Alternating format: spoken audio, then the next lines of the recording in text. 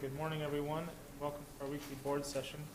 It's Wednesday, October 14th, 2020, 9 o'clock. We're here in the Center Hearing Room. As always, we start with the Pledge of Allegiance. Please join me.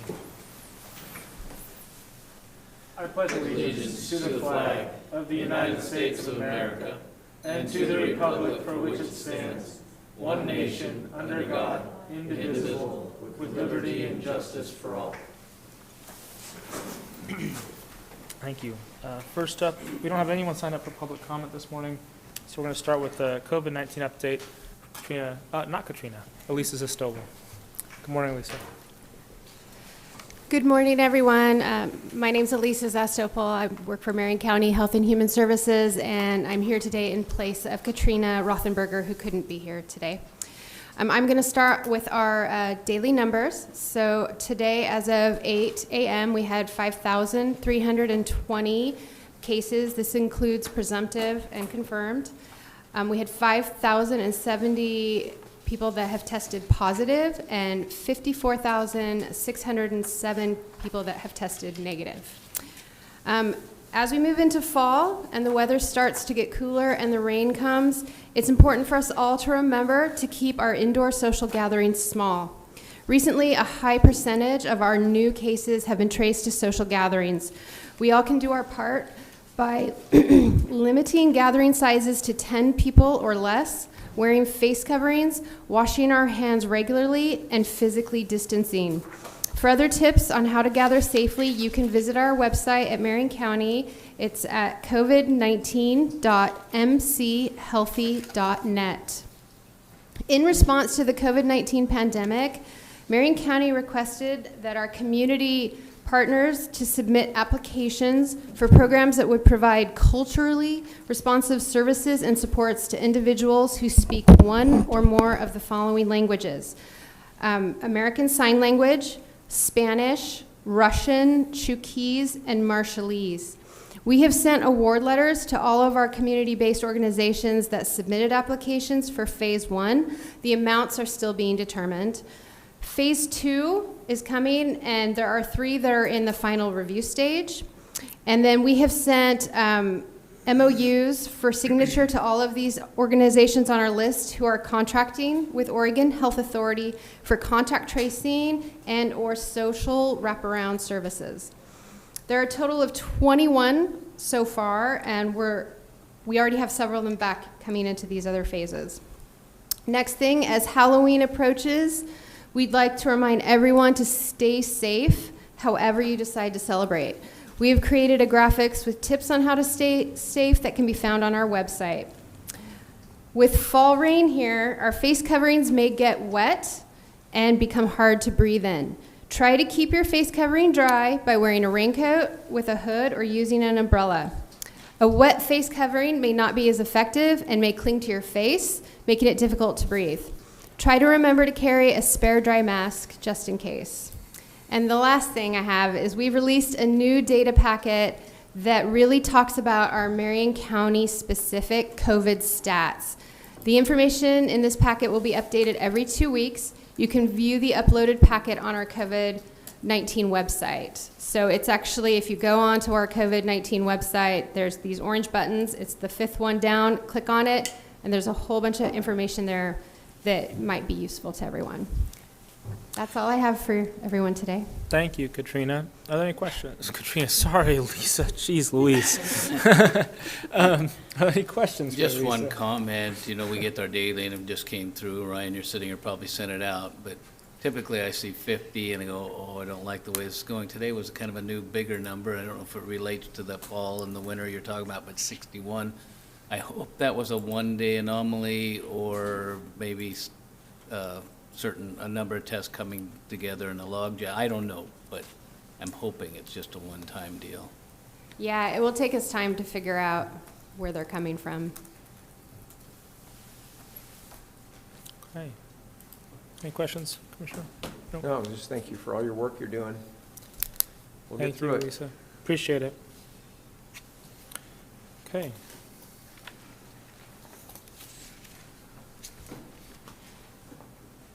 We'll move on to the consent agenda here. Ready? Right.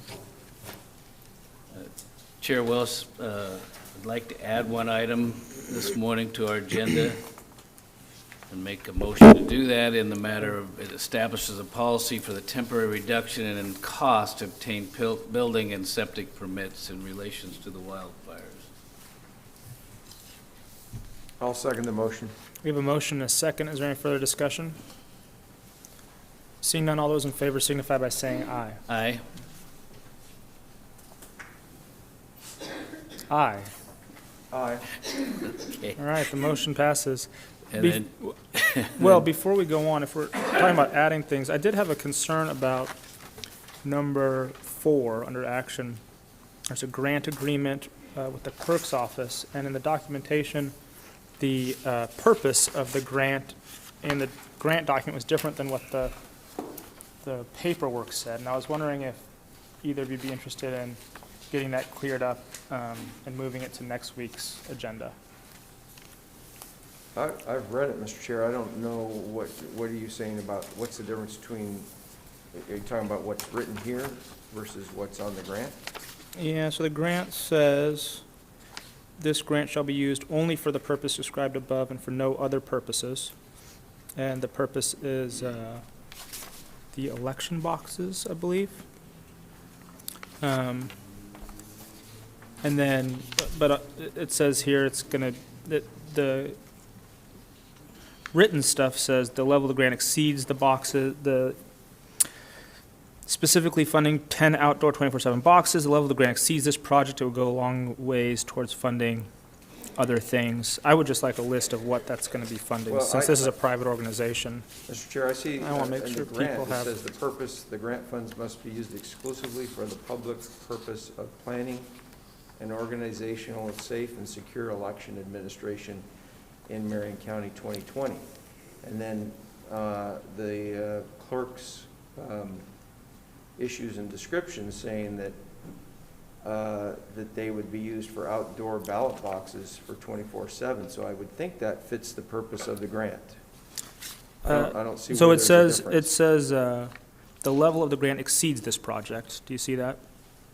Where are you reading that? This is on the cover page. So it will go a long way towards funding upgrading our vote tally system, including scanners. We will consider funding other projects. I just would like a list of what the money's going to fund before I vote on this. Well, I see what you're saying. There's going to be extra money left over, and it has to be used for these purposes. He just doesn't outline what the amount of those boxes are and how the rest of it will be used. That's your point? Yeah, I would like to see that before I vote All on right. it. Well, I'm going to leave that up to the clerk. I'm going to give him that discretion. I would rather just vote on it, yes or no, and make a comment there. Okay, then I'm probably going to abstain from this vote, because I don't feel like I have enough information. Okay. Okay, we'll move on. So Chair Willis, I'd like to make a motion to approve the consent calendar this morning. On it, under Board of Commissioners and OLCC applications with recommended approval, Urban Park Concessionaires, DBA Silver Falls Recreation Company, Site 1 and Site 2. Human Resources, approve the recommendation to uphold pay grades for classification 81, Program Supervisor 82, Program Coordinator 2, that's 84, Program Coordinator 1, and adjust the pay grade for classification of 466, a groundskeeper.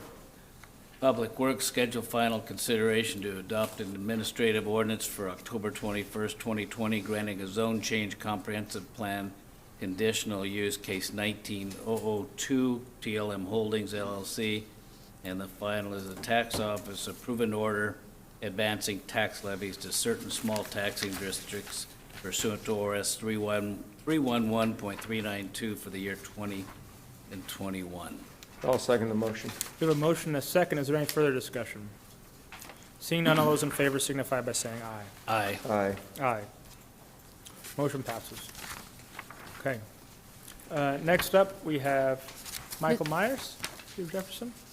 We'll consider approval of a proclamation recognizing the 150th anniversary of incorporation of the city of Jefferson on October 20th, 1870. Well, good morning, Commissioners. Morning. Morning.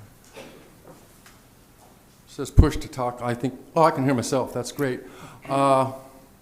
Changing times. What was originally to be a week-long celebration has truncated down to a 2-hour event this Saturday, commemorating the city of Jefferson's incorporation 150th anniversary. Up there, you've got a display of our events for that day. We're hoping that it's well received. There'll be a tour through town, stopping at different sites for cakes and goodies and treats, that kind of thing.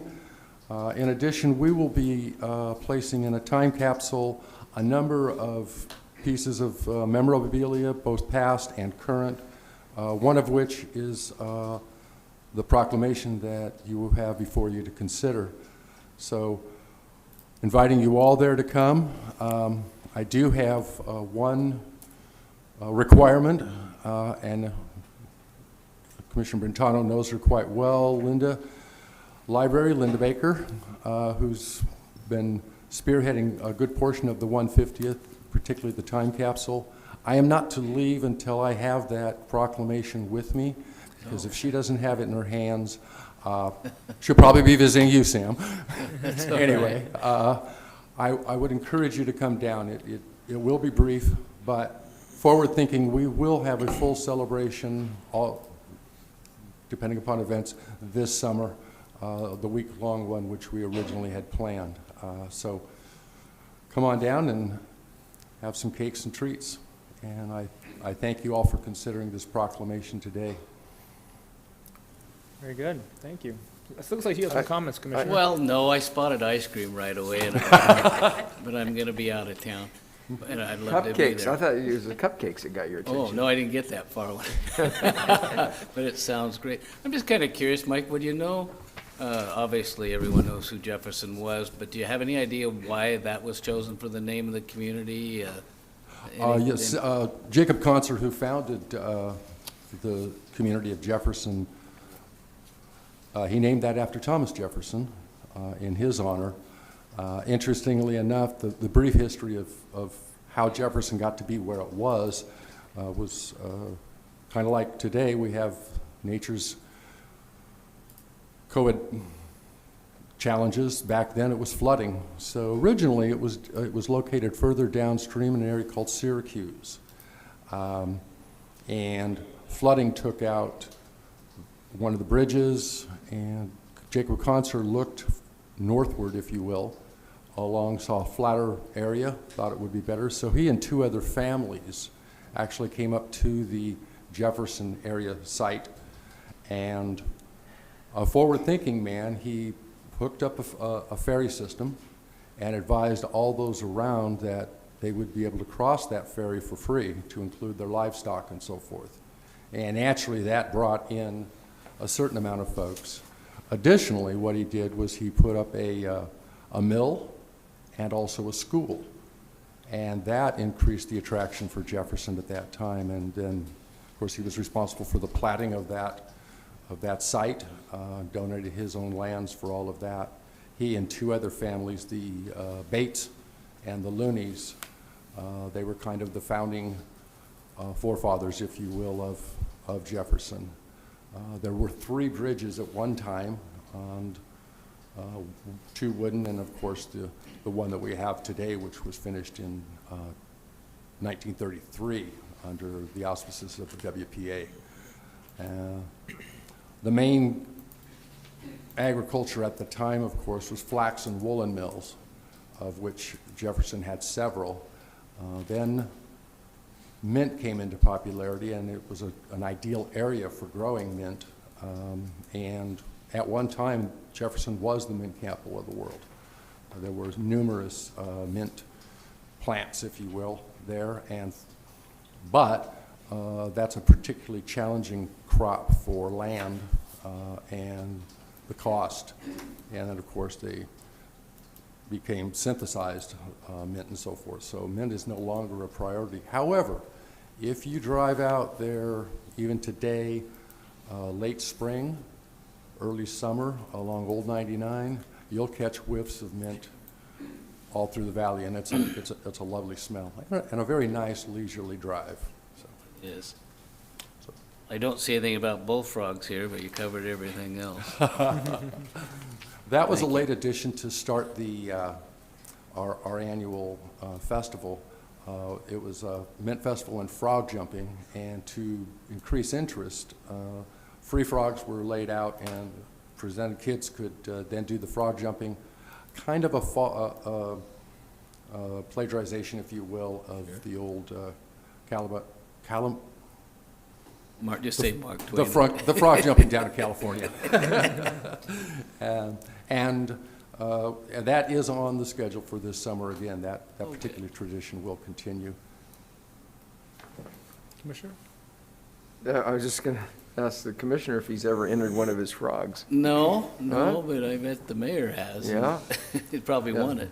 I've been soundly whipped Oh. by those who, there's two ways you can, you can be handed a frog, or you can go out and get your own. And train it yourself. And train it yourself. And there's some rumors that there's some folks out in Scio that actually have been, because they've been taking it for years, that they're the ones that are somehow either breeding or training those, because Are you hinting at doping? It's kind of Goodness. Scio- Nothing's safe, is Sci- it? Scio people. Scio's like Staten. It's a Careful. suburb of Jefferson. Is that right? Right? It's close, but I think Staten's a- Sublimity is a Staten's a suburb of Staten, Sublimity? I think Is that what is people say? you were trying to say? No, but what I would say is that I really enjoyed coming down there this last year and actually spending some time in the historical museum there that you put together. It was great. we're very proud of that. Yeah. And the restoration right now that is occurring with the concert house itself, if you do make this tour, you'll be able to go inside and see what's been upgraded and so forth. The flooring in there will just stop you in your tracks. The folks that are ramrodding all that are pretty amazing, and so the foundation's all been restored.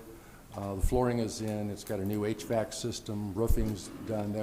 They're progressing along at quite a pace, looking at some sort of a reopening, if you will. And the Historical Society Museum will be moved sometime this spring, early summer. They believe they will have it open and ready. Our history is one of folks who come up with an idea or a vision, if you will, and they don't ask so much for help from the council or the city as they let us know what they're going to do and how they're going to be doing it, and we're welcome to join them. And it seems to be pretty successful. We've been able to, the library, it's $1 million library, and there was no taxpayer funds. Linda and her crew, from carrying sandwich boards around town, begging with cups, to grant writing, whatever, they raised all those funds. Ditto for our city hall. So the concert house, this is, when it's restored, that will be something that folks will want to come and see. The history that's going to be inside there is priceless. And we can thank a gentleman named Mike Barnes who put this all together. In fact, if I could, I'm going to interrupt just briefly. I want to present a couple things to the commissioners because I'll forget.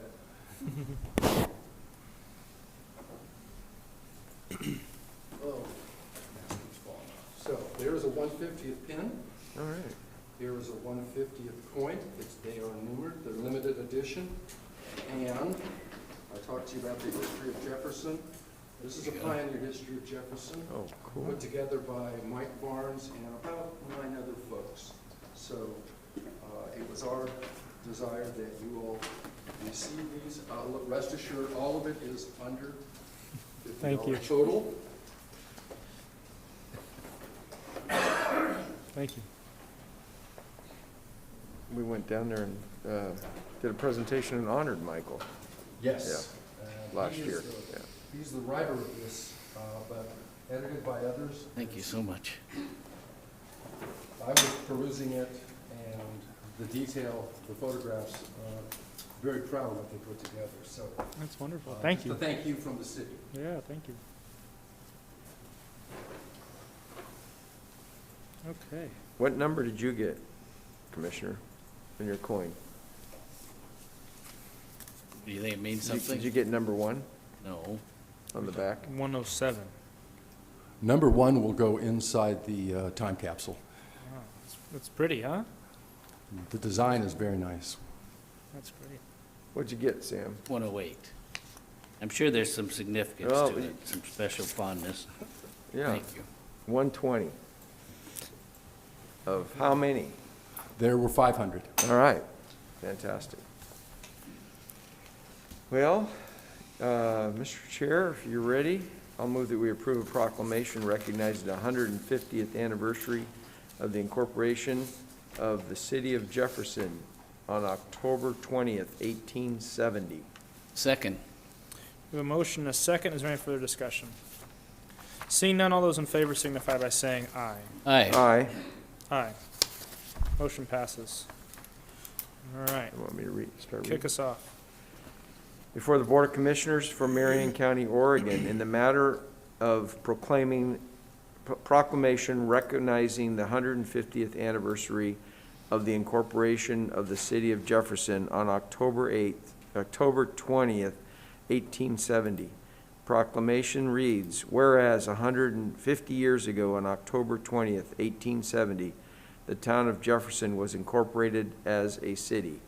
And whereas Jefferson was established on the banks of the Santiam River as Conser's Ferry by pioneer farmers, tradespeople, and entrepreneurs in 1850, following disastrous floods that destroyed the nearby towns of Santiam City and Syracuse. And Whereas Jefferson played an important role in Marion County and Oregon as a stage stop and the sole means of crossing the Santiam River, and whereas Jefferson served as a shipping center moving grain and flax to Portland ports, and whereas Jefferson remains a progressive city following the established tenets of good and proactive municipal government, and Whereas Jefferson is known for active community volunteers, without whom many programs could not develop and grow. And whereas Jefferson continues to fulfill a fundamental role in Marion County and Oregon as a safe and welcoming community. Now, therefore, the Marion County Board of Commissioners hereby recognizes the 150th anniversary of Jefferson's incorporation as a city in 1870. Congratulations. Thank you, Commissioners. Big deal. All right, let's get this thing signed for you. So yeah, so you can that way you won't be in trouble. that's right. I won't be. I think I heard it. No one will be.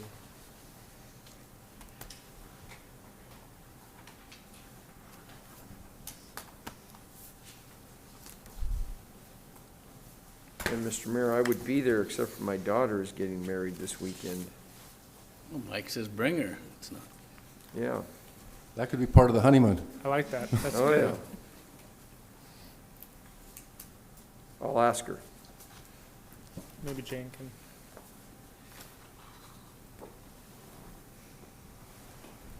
I guess we're gonna give him That's that one.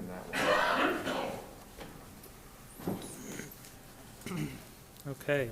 Thank you so much. Next up, Thank we you. have. Oh, we need one, Jane. Jane. One of them is for us, and one of them is for them. Yes. Yep. There you go. Okay.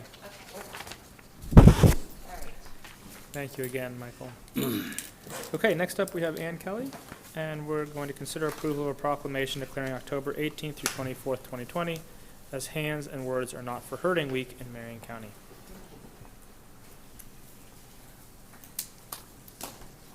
Good morning.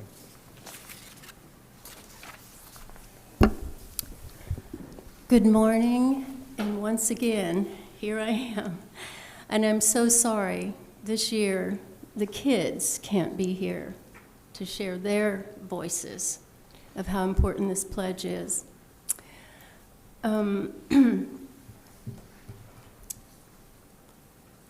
I just want to thank you all again for supporting the 23rd annual Hands and Words Are Not for Hurting Week proclamation.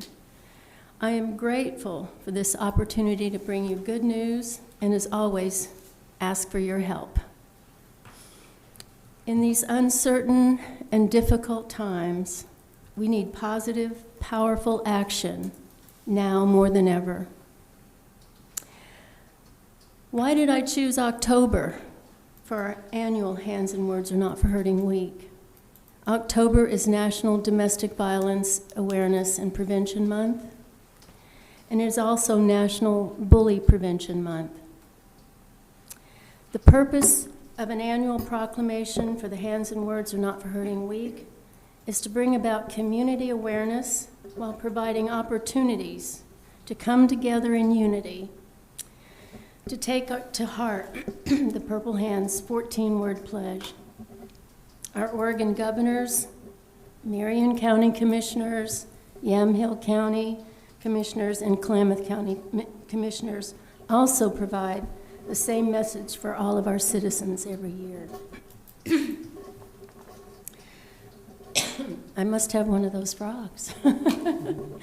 I'm also here to thank all the principals, teachers, counselors, and staff representing all grade levels in Salem-Keizer who put this simple idea into action in our schools 23 years ago that began a state, national, and international movement we call the Power of One. I'm going to give a little history this time. How did I come up with this? Well, I'm a martial artist with a 3rd-degree black belt. I taught self-defense classes for women and girls 12 years age and up in the community for more than 25 years. My husband of 53 years is a retired emergency physician who worked at Salem Hospital Emergency Department for 34 years before his retirement. Our oldest son, Rob, is an emergency physician at Salem Hospital Emergency Department, working right now. They are the front lines caring for people who have been hurt, abused, and attempted suicide. In 1995, I'm so sorry. In 1995, my husband and I worked with Salem Hospital Medical Education Director to start the first annual Domestic Violence Conference for professionals and anyone who worked with victims and survivors.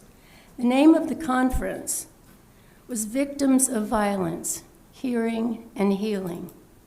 A coalition was formed following that first conference that continued for 7 years.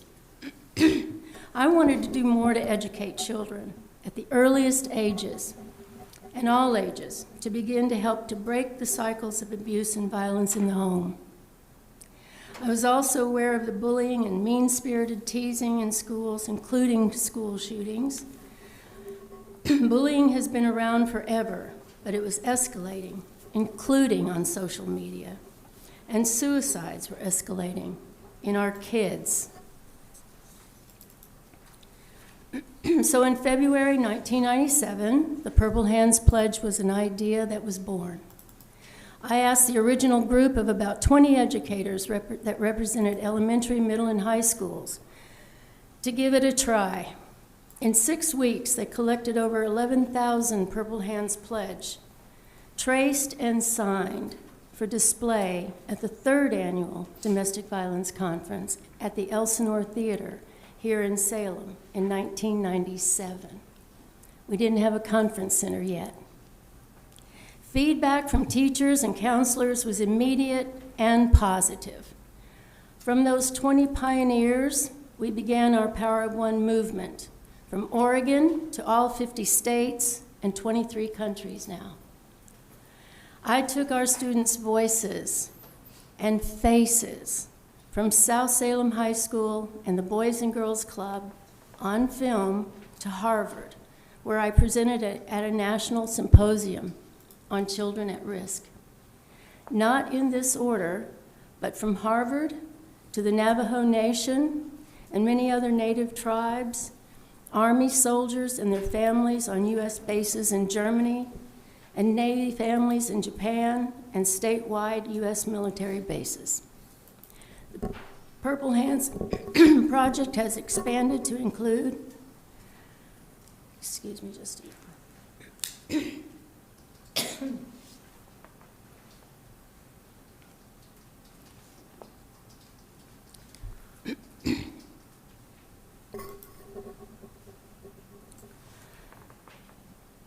We have expanded to include government agencies, hospitals, the business community, places of worship, youth organizations, battered women's shelters, homeless shelters, batterer treatment programs, correctional facilities, daycare centers, and birthing centers for parents of newborn.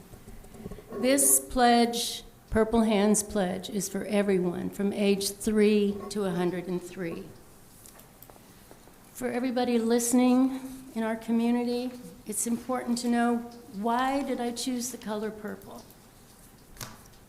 Purple represents all people, black, white, brown, all around the world, blind to the color of skin, age, race, gender, sexual orientation, religion, or nationality. Everyone has the moral and legal right to live free of abuse and violence. Everyone is included and treated with dignity and respect, and are taught why we take the pledge. We take the pledge because we are all valuable, irreplaceable human beings. No one is better than another. Purple also is our national color used to honor and remember victims and survivors of abuse and violence. Purple is the color for the month of October for National Domestic Violence Awareness Prevention Month. The Purple Heart is our nation's oldest Medal of Honor, awarded to men and women wounded or killed in combat. We honor their sacrifice and their service with our purple hands. And we also never forget those who have been lost to abuse, to murder, to suicide. We honor them. We never forget them. The red heart in the palm of the hand serves to represent when you hurt yourself or another person, or somebody hurts you with words or by actions. It hurts deep inside. It hurts your heart. It hurts your spirit. The open hand in front of you means stop around the world. This is to help you stop and think before you say or do anything hurtful to yourself or others. That's prevention. Taking the Purple Hands Pledge is taking an oath, which is done with an open raised hand, just as in a court of law. This is your commitment, your promise. When you take the Purple Hands Pledge, take it to heart and mean it with your heart. Now, kids will tell you when you ask, how does it make you feel when somebody calls you a name? And they will tell you. The tiniest children will tell you. It makes them feel sad, scared, mad. And one little boy told me he felt depressed. We all know how it feels, don't we? A small child can tell you how it feels. So words do matter. We all learn by repetition. The more often the pledge is recited, it becomes a part of our awareness, a part of a fabric of our schools and our communities and our families. It helps us to pay attention to what we say and do to ourselves and others that cause pain. It's about asking for help if we're being hurt or hurting ourselves. That's intervention. I will not use my hands or my words for hurting myself or others is a tool that is designed to open painful and often scary conversations. Hearing is healing. A simple and direct way to reinforce the dignity and value of every human life. I am valuable.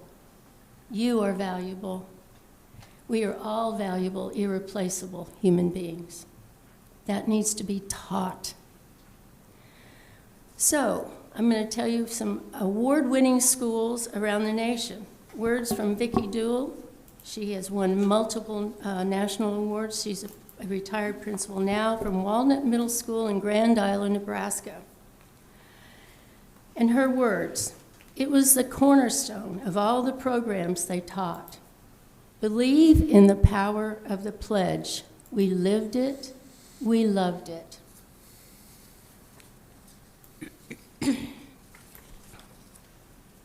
Okay, year after year, Pete Teller, with he's an incredible counselor here in our school district at Leslie Middle School. He's been here with students year after year in their voices to tell you why this is important. Lauren Studer, South Salem High School, led suicide prevention awareness at school and community presentations. She was here. Ashley Raridan, West Salem High School, came to tell how important the pledge is in saving lives with a compelling story of one of her peers. So listen to the kids. And now I'm going to show you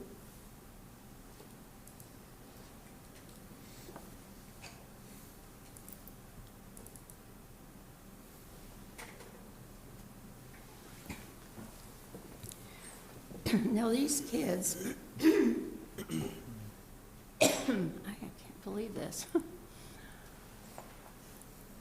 They started teaching the pledge, Purple Hands Pledge, in 2005.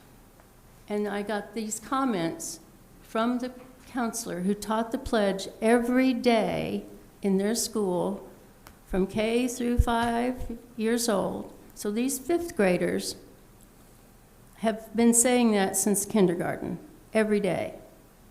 So here are some of their responses. I liked the Purple Hand Pledge because the attitude in our school has changed a lot and has become more positive. The Purple Hand Pledge helps me think before I say something rude. Another, it reminds you that you won't abuse others in any way. I like that one too. I love all of them. I like how it makes me more confident. I think the Purple Hand Pledge has really changed Highland because it's like a promise you can keep your whole life. I used to be a target, but now, because of the Purple Hand Pledge, they have stopped bullying and are more kind than ever. The Purple Hand Pledge has made kids more supported in life. It stops bullying. The Purple Hand Pledge really helped me not be teased. I like how it's something you can say every day, and it sticks in your head. It makes you think about what you're saying and doing. And the counselor, these just made me smile. Well, it makes my heart smile. And it's just one of hundreds of teachers and counselors across the country and in this school district. So, and this is also for every family. I hope I can do this one.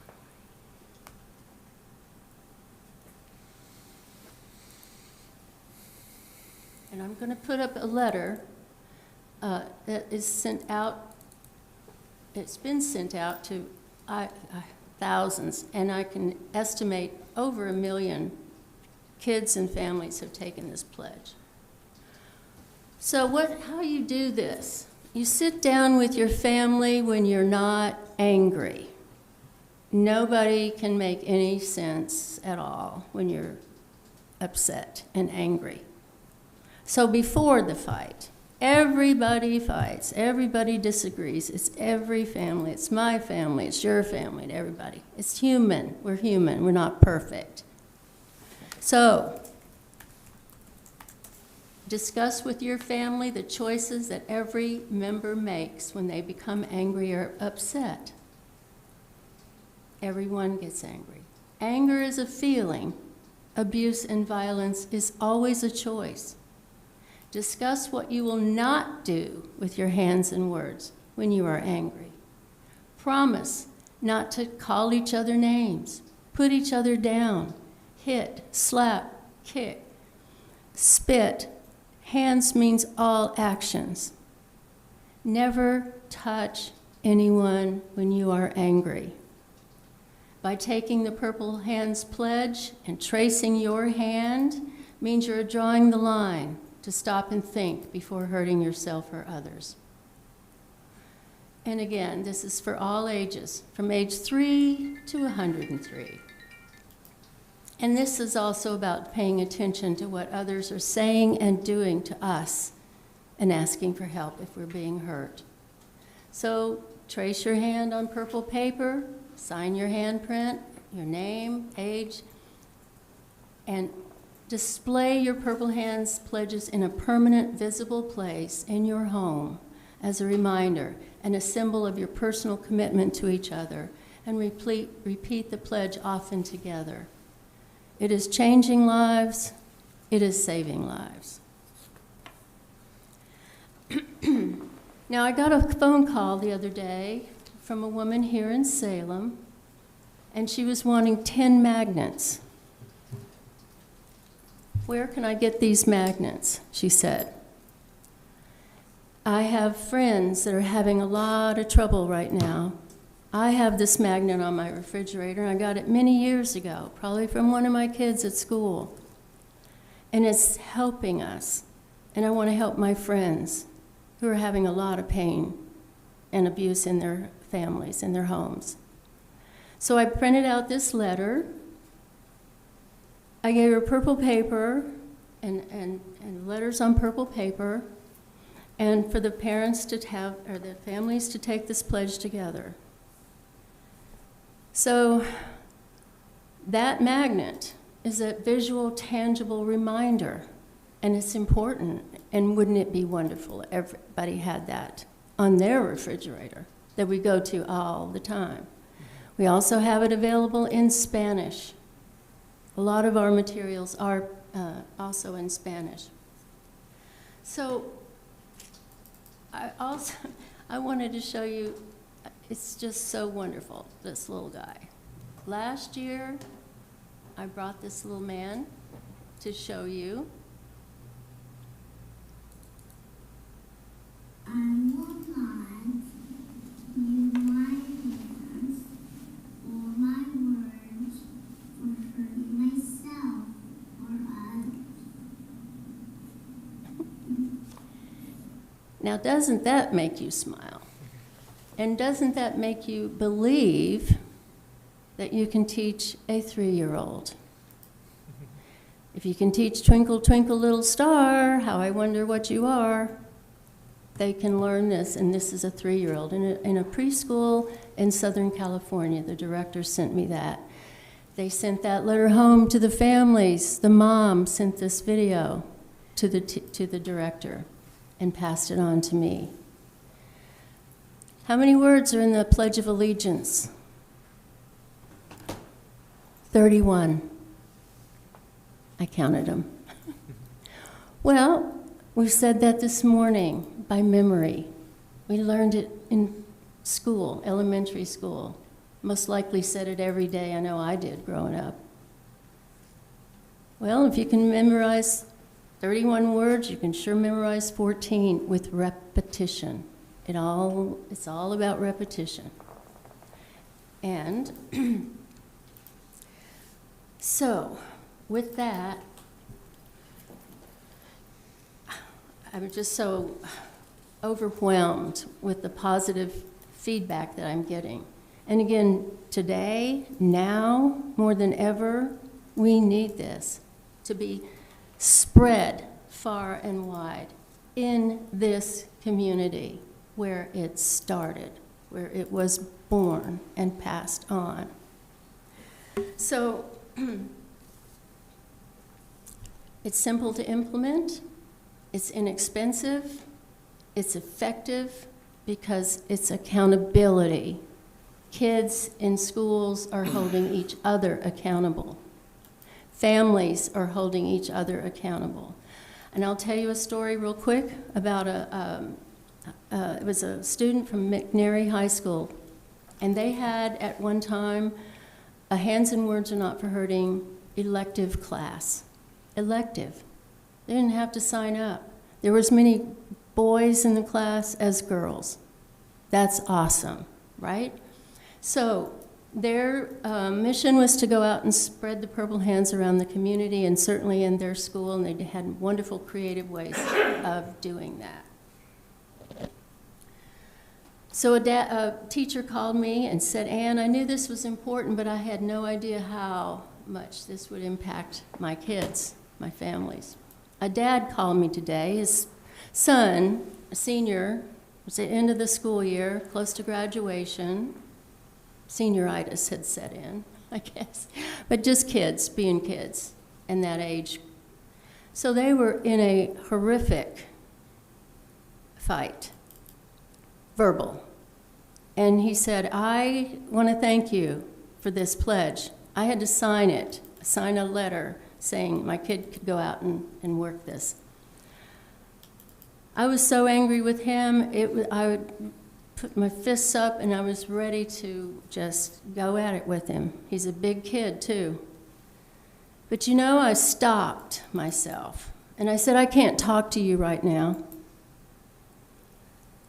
And I put my fist down and I stepped back, and I know if I hadn't done that, we both would have been either both arrested or one of us or both of us to the hospital.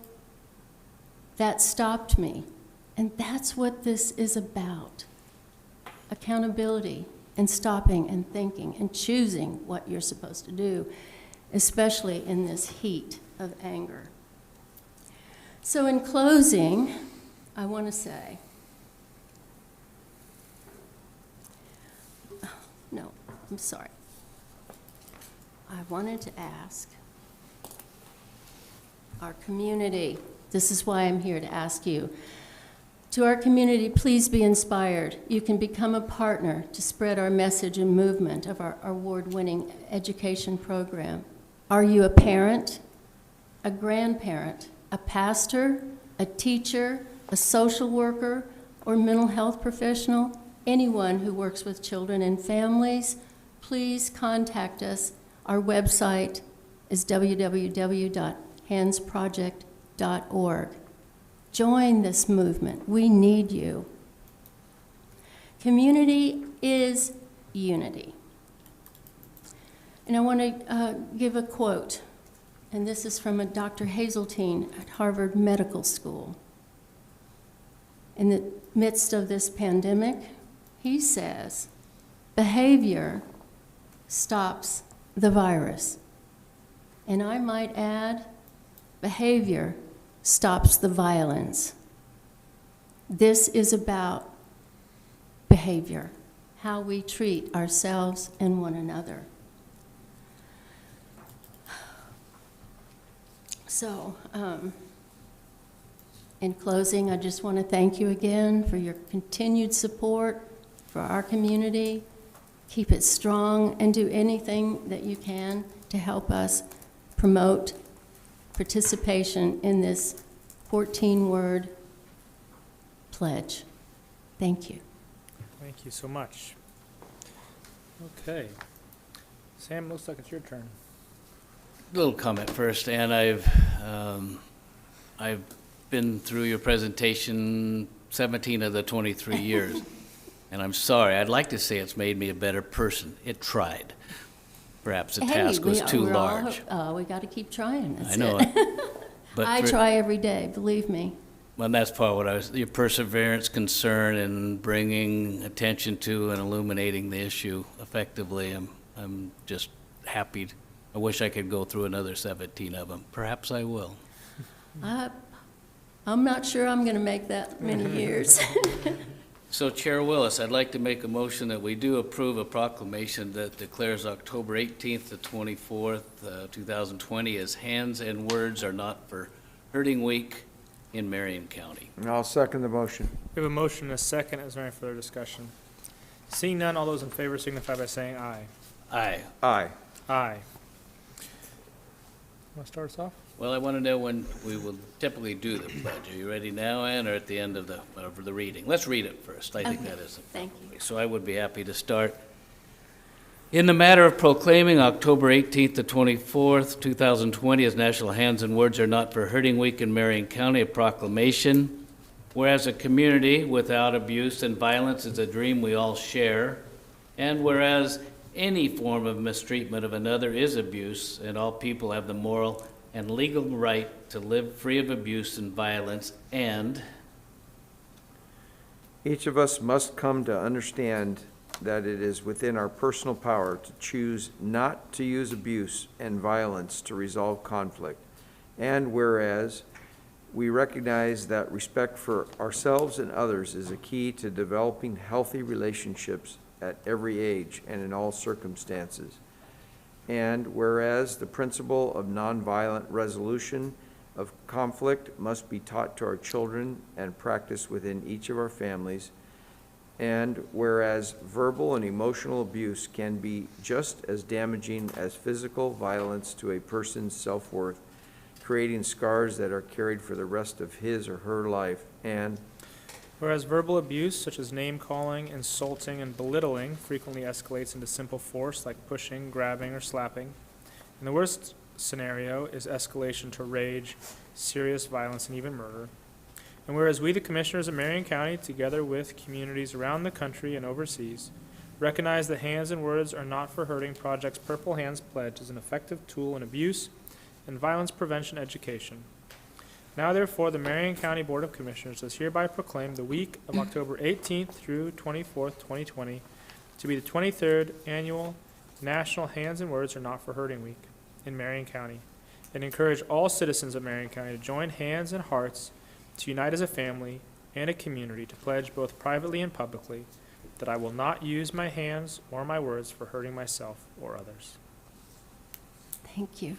Thank you. shall we? Let me sign this thing first.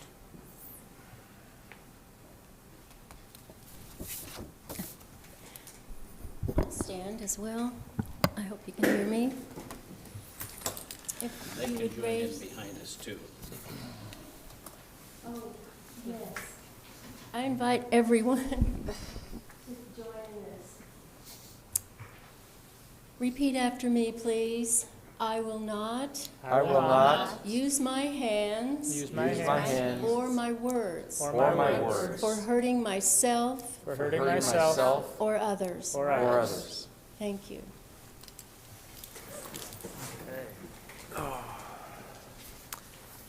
And Thank thank you, you Ann. for coming again, and I'll never forget it was like one of my first meetings here. We did this proclamation back in 2014, and I've been wearing this. I think I share that story with you every year, and have given it away. I know to some young men in Indonesia, and in Belize. One man asked me for this bracelet, and I gave it to him. And of course, you give me several every year, so it's free to give them away. But And I personally struggle many times with still continuing to not use, not my hands. I don't have a problem there, but my words sometimes are still one of those things that I still struggle with. So thank you for coming every year and reminding us. thank you. And thank you for the countries you left that Yeah. wristband in. I really appreciate that. And that's, it is universal. It's a universal problem. People understand it pretty Thank you. quick. Thank you. Thank you, Ann. We appreciate it. Okay, next up on our agenda, we're going to consider approval of a proclamation declaring October as Domestic Violence Awareness Month in Marion County. Commissioner Cameron, I believe this is her item here. It is. Oh, I didn't know that. I thought it was going to be the district attorney's office. They are not coming today, so Oh. I think you're going to have to lead us off. Okay, so every year, in fact, Jane said, did I wear the right pen today? Did she wear the right pen? And she's got the child abuse prevention pin, and every year we have the blue ribbons that are hung on the tree for that. So this basically is related to that, in that we want to make sure that we have awareness, domestic violence. And I think all of us know, when you talk to the sheriff, you talk to the district attorney, it's amazing how many of their calls are DV related. And, when you ask people like Jane Downing or Allison Kelly, are the numbers getting better? Sam, I think you ask it every year. I think that's why they didn't come. They knew I was gonna ask and they couldn't answer better yet. Yeah, and you always hear, I think the answer is, the numbers probably aren't getting better, but because there's more awareness. And I think during COVID, when people have been isolated, it's even been a bigger struggle. So we want to have a proclamation today that we're declaring October as Domestic Violence Awareness Month for Marion County. And the DA's office is being very, very cautious with COVID and their social distancing, and they've got a big workload working with the courts and their victims assistance, so they're not able to be here today. So we'll carry this for them. Very good. Let's make the proclamation. So, Mr. Chair, I'll move that we approve a proclamation declaring October as Domestic Violence Awareness Month in Marion County. In a second, with just a comment, I know for a fact that both the district attorney and the sheriff's office take it very seriously, as close to no tolerance as we can have, and you kind of touched on it, that the awareness part makes the numbers go up. I understand it, but I just wanted to bring that out, that don't mess around with it. So I'll second it. Thank you, Commissioner. We have a motion and a second. Is there any further discussion? Seeing none, all those in favor signify by saying aye. Aye? Aye. Aye. Motion passes. Mr. Chair, in a matter of proclaiming the month of October 2020 as Domestic Violence Awareness Month, whereas the impact of the domestic violence extends beyond individuals, reaching into families and communities, and whereas in the last year, Marion County has experienced 3 domestic violence homicide crimes resulting in the deaths of 4 victims, and whereas the Marion County District Attorney's Office received 1,129 law enforcement reports of domestic violence last year and filed 989 domestic violence cases. And whereas the Marion County Courts received 1,128 requests for protective orders last year, and the Center for Hope and Safety received 33,189 contacts to their program last year and provided 4,866 nights of shelter.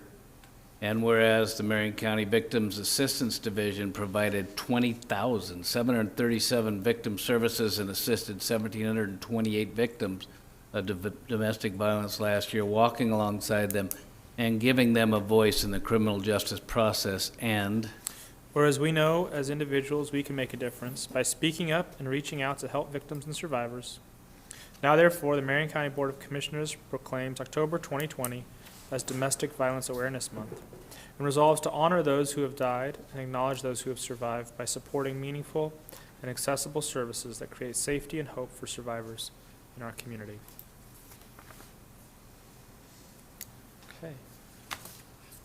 So we've signed that proclamation, and that will go to the District Attorney's Office. Okay, next up we have Clerk Bill Burgess.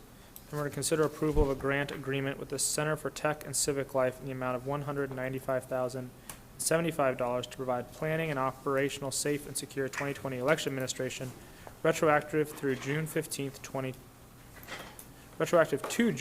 2020 through December 31st, 2020. Good morning. Hi, Commissioners. Good to see you here.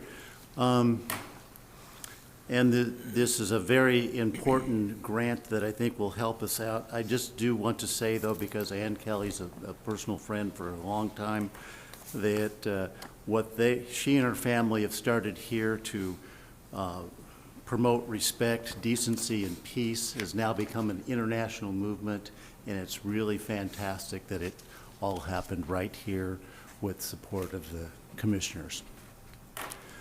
Okay.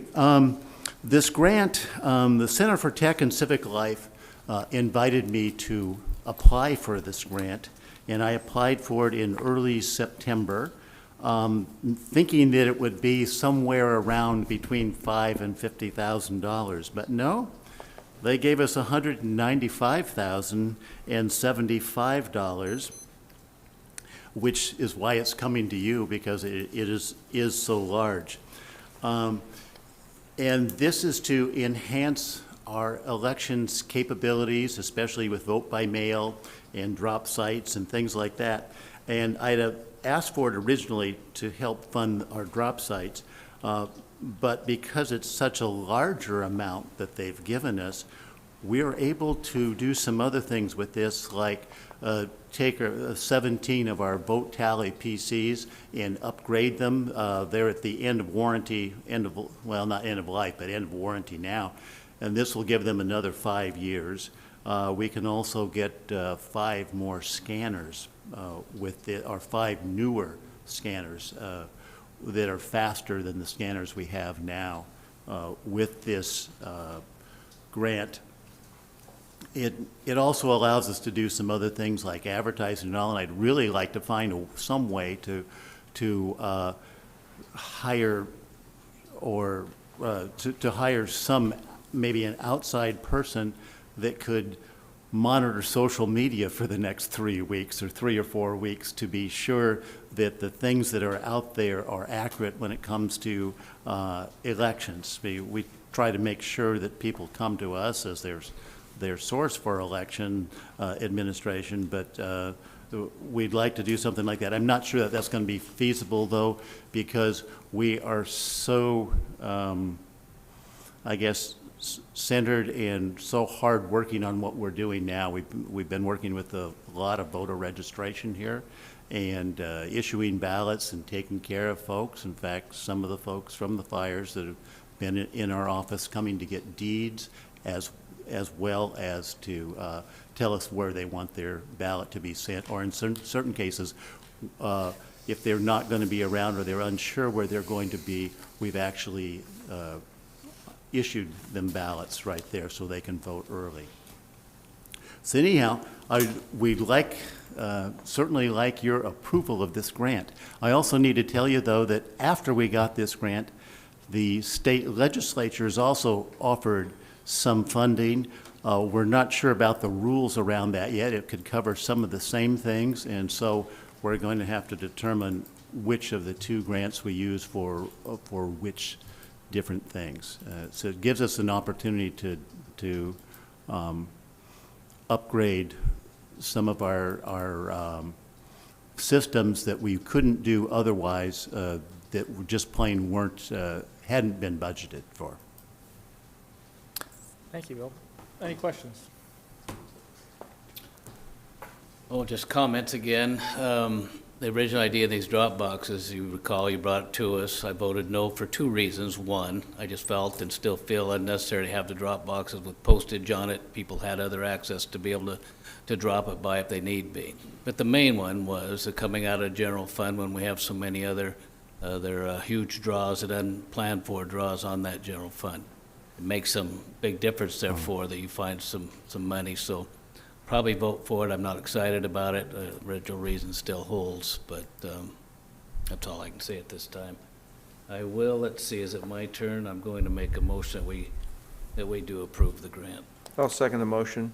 We have a motion and a second, and I don't know if you were here, Bill, but I'm going to abstain from this vote because I don't have clarity on what this money is being spent on, and I wanted to see that in writing, and I'm not really getting that. So I asked for it to be moved back. The other commissioners didn't want to move it back a week, which I understand, but as a result, I'm going to abstain from this vote because I'm not clear what this money is going to, and because it's a private organization, I think it's important that voters are confident that if we're taking money from a private organization to do election work, that it's being used in a way that nobody could say would interfere with the election. So, I have one other comment, Bill. If I see this right, December 31st is only 2.5 months away. Yes. That you have to spend that money or give it back. So I want to make sure you absolutely follow the terms of it. To be about the last thing I'd want to see is having to somehow be penalized or Yes. try to replace it. Okay, we have a motion. Oh, Yeah, Mr. Chair. yeah, thank you. please. So it's clear in the grant that you're going to have to record what you spent this money on. So Yes. we will see a list on how it was spent. That's a public record, so Yes. the public would be able to see that. Oh. We're not going to hide anything on how that money was spent. And it actually says that if it wasn't spent on these things, that it has to go back to them. Yes. So it's pretty clear to me in the grant that it'll be transparent on how you spend the additional money besides the 10 boxes, right, Bill? You described yes. some of those things, but you will give a list back on exactly where it went and how much everything cost. Oh, yes, that's Thank you. required, and we'll do that. All right, So we appreciate have a it. motion and a second. Is there any further discussion? Seeing none, all those in favor signify by saying aye. Aye. Aye. Okay, the motion passes. Thank you, you. Bill. All right, next up, we have Scott Emery. And we are going to consider approval of the contract for services with On-Plan Consulting LLC in the amount of $456,488 to provide project management for the Oracle e-business suite upgrade project through December 31st, 2021. Morning, Scott. Good morning, Commissioners. For the record, Scott Emery, Director of Information Technology Department. The Marion County Information Technology Department seeks to upgrade the current Oracle Business Suite, consisting of a collection of enterprise applications supporting counties' accounting, human resources, payroll, and purchasing workflows. The current Oracle Business Suite is scheduled to fall out of vendor support by December 2021, leaving the system without critical security and system updates. The upgrade itself is to be conducted in 2 sequential phases, where the underlying databases are upgraded first, followed by the business applications in the second phase. Through a competitive bid process, the professional services from On-Plan were selected from a pool of 15 proposers to perform the upgrade work based on the best value analysis that assess qualifications, planning, and cost of performing the project. To that end, we are seeking approval to execute the contract for system upgrade from On-Plan Consulting LLC in the not-to-exceed amount of $456,488. And I'm happy to answer any questions with regard to this request. Any questions? No? Okay, Commissioner Cameron, it's your motion. Mr. Chair, I'll move that we approve a contract for services with On-Plan Consulting LLC in the amount of $456,488 to provide project management for the Oracle e-business suite upgrade project through December 31st, 2021. Second. We have a motion and a second. Is there any further discussion? Seeing none, all those in favor signify by saying aye. Aye. Aye. Aye. The motion passes. Okay, Scott, you're still up. And we're Yes, gonna again, for the record, Scott Emery from the Information Technology Department. The Marion County Jail facility located on the Amsoil campus runs on low-voltage analog cabling and digital wiring to support critical operations. The low-voltage wiring is outdated and incompatible with high bandwidth demands of modern equipment, such as high-resolution surveillance video cameras. The goal of the project is to replace the existing wiring with current standard, higher throughput digital wiring to support 4 key county jail initiatives, which are the surveillance video upgrade, the door control replacement, the digital radio network, network firewall upgrades, as well extending the useful life of the facility. The contract covers labor and materials using state price agreement number 4853 with Northside Electric to remove and install the new facility wiring. We are seeking approval of a time and material contract at a not-to-exceed cost of $450,327, and I would like to assist you with any questions you might have regarding this particular initiative. Any questions for Scott? No. Okay, Commissioner Montano? Okay, Chair would also like to make a motion that we approve a purchase order with Northside Electric, the amount of $450,327 to provide low-voltage wiring replacement and upgrade at the Marion County Jail through June 30th, 2021. I'll second the motion. We have a motion and a second. Is there any further discussion? Seeing none, all those in favor signify by saying aye. Aye. Aye. Aye. Motion passes. Thank you, Scott. Thank you. Okay, Jane, you're up. And we're going to consider approval of a resolution declaring a state of emergency due to health hazards caused by the Lions Head and Beachy Creek wildfires. Commissioners, before you is a resolution declaring a state of emergency due to health hazards caused by the Lions Head and Beachy Creek fires.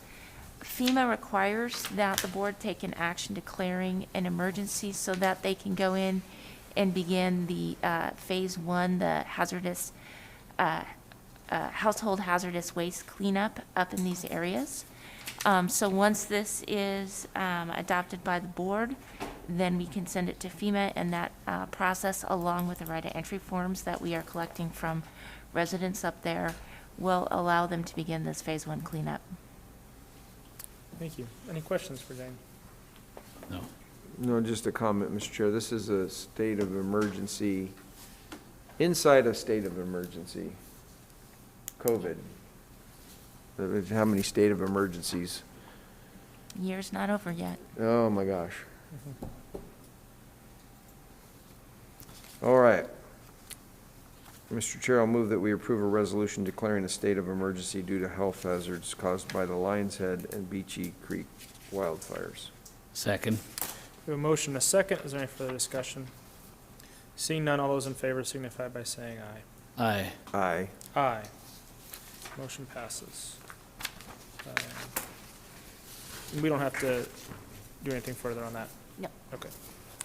Okay, next up, we have Brandon Reich, and we're going to consider adopting an administrative ordinance granting legislative amendment, case number 20-002, amending the Aurora Donald Interchange Area Management Plan and conforming amendments. Good morning, Commissioners. For the record, Brandon Wright, Public Works Building and Planning Division Manager. ODOT has prepared an interchange area management plan to address needed interchange improvements at the I-5 Aurora Donald interchange. ODOT has submitted a plan for adoption to the county as an amendment to the Marion County Rural Transportation System Plan. On August 26th this year, the Marion County Board of Commissioners approved an order initiating amendments to the county comprehensive plan. On September 30th, the board held a hearing. After receiving testimony, the board closed the record, approved adoption of the IAMP, and directed staff to return to the ordinance reflecting its decision. On October 7th, last week, the board scheduled adoption of the ordinance for today. Staff recommends the board adopt the ordinance as provided, which adopts the Aurora Donald Interchange Area Management Plan into the Marion County Rural Transportation System Plan and adopts conforming amendments. With that, I'm available for any questions you have. Thank you. Are there any questions for Brandon? Not about this. This is a good thing. Okay. Brandon, do you want to give us sort of the highlights on what this does? I can. It was off. So it's in two phases, what DODOT's proposing. And overall, it changes the way the traffic approaches the intersection. It changes the way the bridges go over the intersection to improve the flow of traffic. Initially, the improvement may not be that great, but by the end of the second phase, the improvement in the way traffic flows through there should be significantly greater. Some roads are relocated, there's travel lanes added to additional roads, and some people will have different types of access to get to their properties. And ODOT has done an extensive amount of outreach regarding the changes and actually the benefits that are going to come to that area for accessing that whole area off the highway. Very good. Thank you. Well, I say it every time. I'm Right. sorry to do it one more Here time. it comes. I know. Can I say it? Would you? You just want the whole thing done at once. That's right. I know. Cheaper, faster. Right. We and- tried. and- We went back and a to huge DC on safety 2 problem. grants, I know. trying to get both those grants. But But we'll keep trying, and perhaps that can happen yet. That would please me immensely. So Chair Wells, I'd like to make a motion that we do adopt the administrative ordinance granting legislative amendment case 20-002, amending the Aurora Donald Interchange Area Management Plan and conforming amendments. I'll second the motion. We have a motion and a second. Is there any further discussion? Yeah, the only thing I would say, Commissioner, I agree with you 100%, and we actually went back and I know Public Works applied for 2 grants. What are the Bill grant, and there's another one that the federal government we applied for that would allow us to build this thing all at once and save money and be more efficient. And I just don't understand, I'm not in DC looking at all those grants, but I don't understand how you have a project like this that's certainly safety, all the criteria is there, and it's all ready to go. And you have a state that's putting money behind it. We're putting a lot of time and money behind it, and it just seemed like it should have qualified for one of those grants, but we didn't get it here in Oregon. So a little disappointing, but we're going to move it forward the way we can. Yeah, that was frustrating. Okay, did we vote on that? No, Okay. it was discussion. We had a motion and a second, though. Yep. Yeah. All right. Is there any further discussion? Okay, seeing none, all those in favor signify by saying aye. Aye. Aye. Aye. Motion passes. Okay, thank you, Brandon. I think he has one more. You It's have the Two add-on. more. Sheriff's Office and the one that Hold on, we but added. does Brandon have something else for us? Oh, is he going to do the one He's- we added? He's doing the board order. Okay, very good. Good morning, Commissioners. Again, for the record, Brandon Wright, Public Works Building and Planning Division Manager. Before you today is an order establishing a policy for the temporary reduction in the cost to obtain building and septic permits from Marion County Building Inspection for property owners rebuilding or repairing their primary residence damaged or destroyed by the wildfires this September. The purpose of this order is to provide financial support to people who have primary dwellings in the fire area, and that they be able to return to living in that community by rebuilding or repairing their structures. The order waives fees for building and septic permits that are for the building program. Just to clarify, the building program collects fees for permits that are outside of the building program, like for cities and for other entities. It's just part of the comprehensive permit package. But those fees aren't waived. These are fees that the building program receives. And usually those other fees tend to be a smaller level of fee. So the waiver amount is approximately $2,000 for a 1,500 square foot home with a garage. And this applies to the first dwelling permit and to the first septic permit that would occur after that a person would come in on for the permit. So the septic could apply to the dwelling, or it could apply to, for some people who are moving back onto their property and reestablishing initially in a recreational vehicle. There's opportunities to hook those up, if the city allows living in an RV, to hook that up as a temporary basis to the septic system. One of the benefits to doing that now is the permitting that you go through initially to hook that back up to that system gives you an opportunity to take a look with an installer at the system to see if that septic system is still functioning. And to find that out now could be a benefit to property owners in making decisions with different types of finances and insurance money they may receive. This waiver starts September 8th this year, so there will be refunds, and it continues for 5 years. And just like to point out, people should flag their septic systems. Kind of throw that out there now. Septic systems, many of them are doing fine and will be fine after this fire. If people drive over them, especially with heavy equipment to do debris removal, that could damage the system. So it's important now if people have the opportunity to flag off their tank, flag off their septic, and stay out of that area until they're ready to get an installer out there doing work or inspecting the system. With that, I'm available for any questions you may have. I imagine we're all going to have something to say about this one. This is a big decision, so Yeah. who wants to go first? Well, could I? Please. Kevin's living there and has more insight and whatever, but just a couple thoughts I have. Make it clear, Brandon, you talked about this being for primary residents only. I didn't hear that, but I want people to understand it. What I'm thinking is that this is the county's way of making a contribution and encouragement for rebuilding and a sharing of the loss, and happy to do that up to the limits we can. I mentioned in an earlier subject the financial drains the county's experiencing with all the different issues, and the year isn't over. There was one concern, the city administrator, which I knew her whole name, from Malibu, talking about insurance typically covers these fees and permits that go with the rebuilding. So we're not trying to just make money so they get a little windfall or a little easing of the load. I suspect, and what I'm hoping is that we'll make more money available to the individual in their rebuild if we take some of these fees off. So I'm very much in support of the proposal. Mr. Chair, thank you. I'm just actually looking for, I think I have the wrong. You got the wrong one. Yeah, what was this one for? That was the resolution. That's the health, we declared a health emergency. Yeah, so I was looking for where it said, there it is. We're referring to it as primary residence. And Mr. Chair, last night at the Detroit City Council meeting, which was here in this room, it's kind of interesting to sit out there and see everybody sitting up here. Brian Nicholas and I presented and answered questions. Afterwards, some feedback on people stating, they're upset that it's just their primary residence and not second homes. And so I think it's worthy of us sharing why. I think, Brandon, I want to ask you a few details of what we went through at our management update. If you've got some information, if not, we can certainly get back. But you said this was going to be about a $1.2 million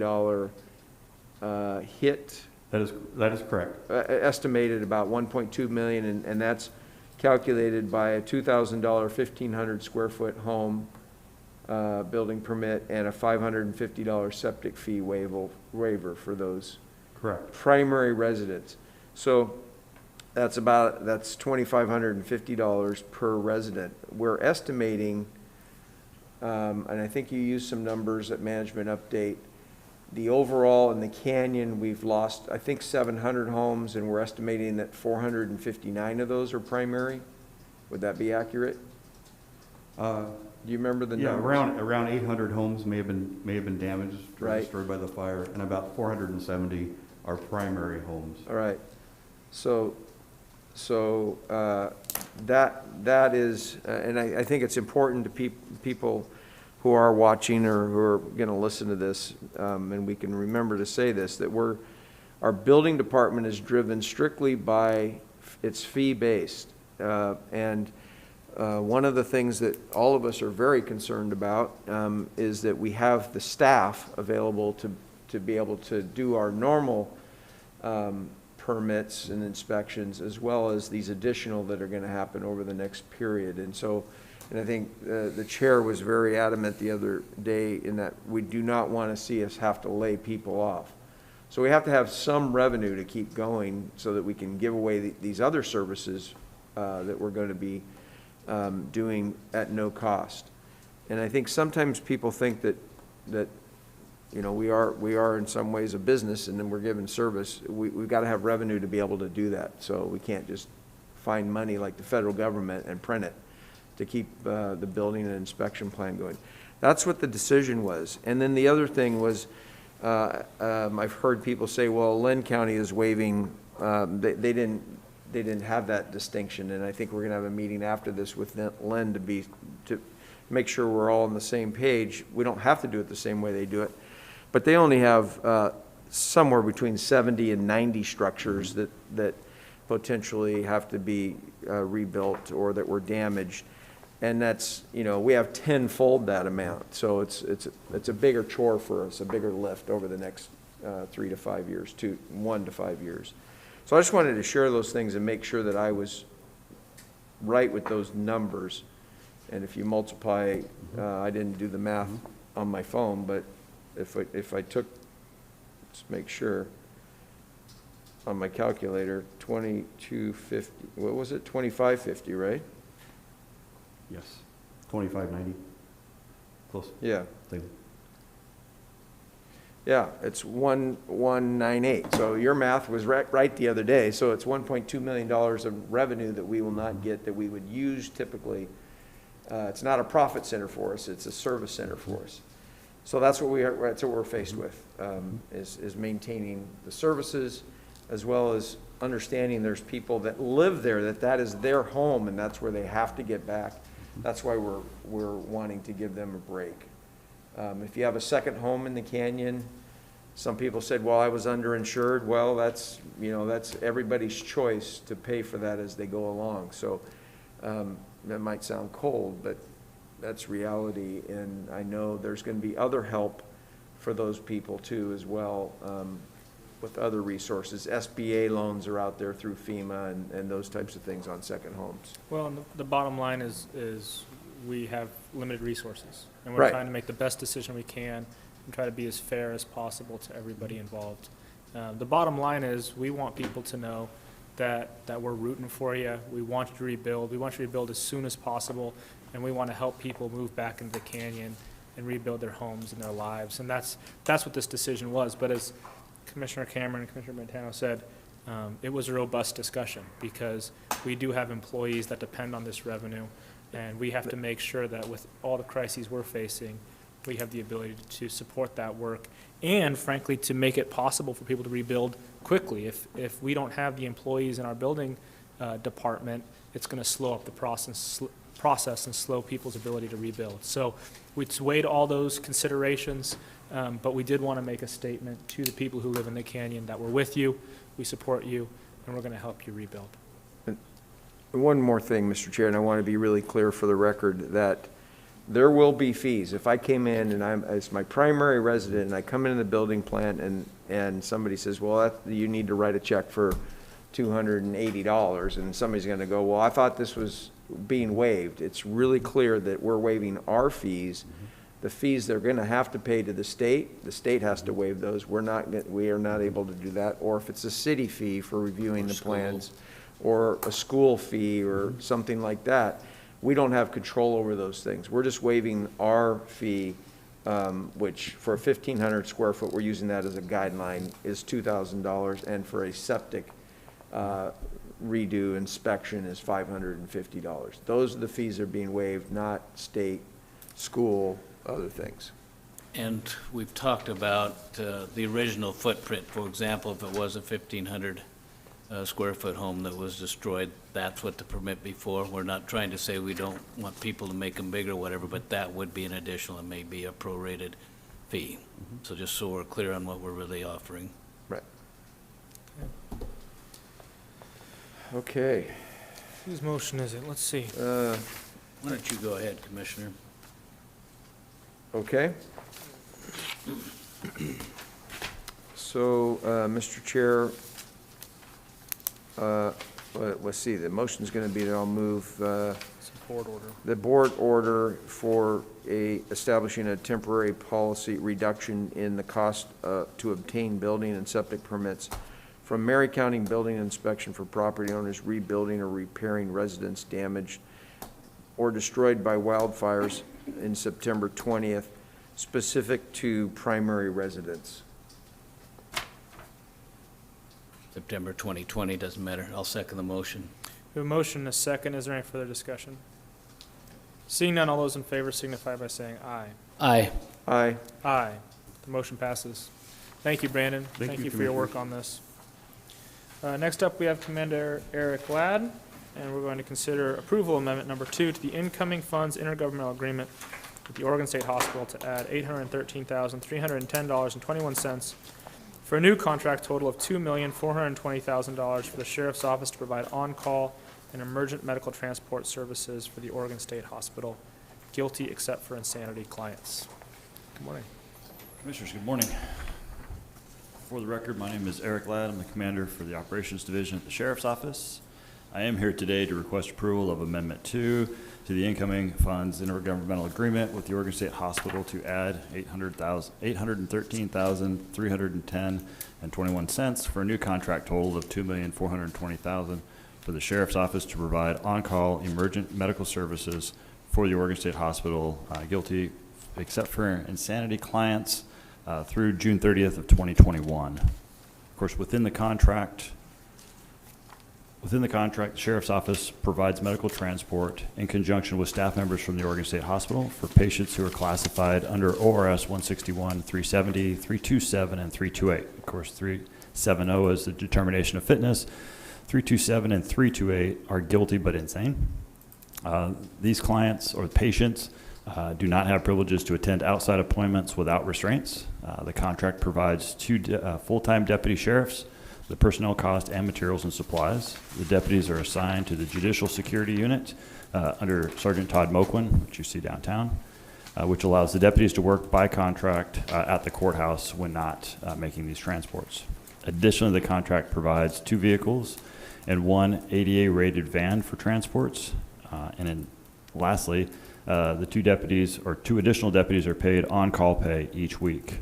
And the reason for the additional $800,000, we've seen a increase in the number of daily medical appointments that OSH has scheduled to some degree due to COVID. So they had some folks that weren't able to get to those appointments, and it's caused, instead of single, we're now seeing triple or 4 bookings per day.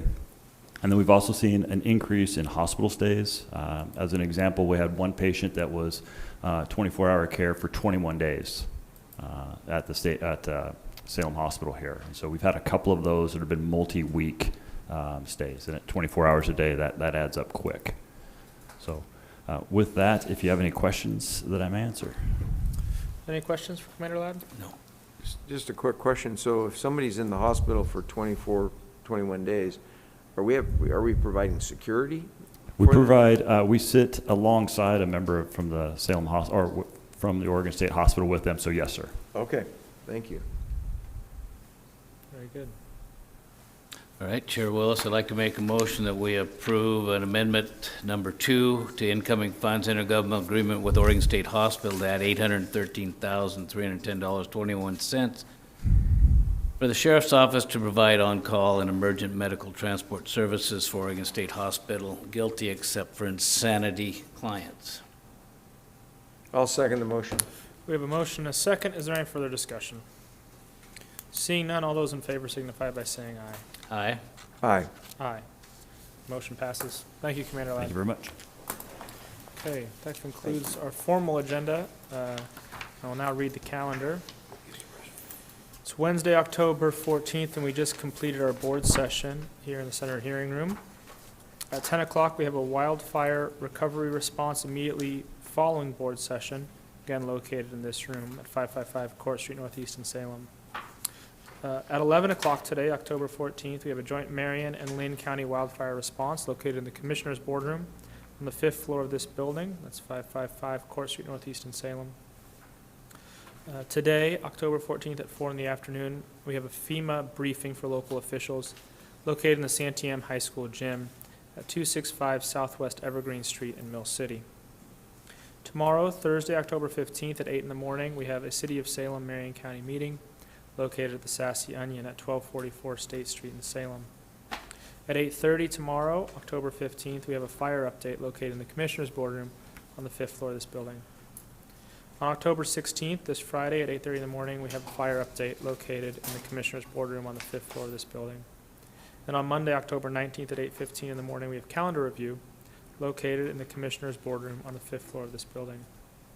After that, Monday, October 19th at 8:30, we have a fire update located in the Commissioner's Boardroom on the 5th floor of this building.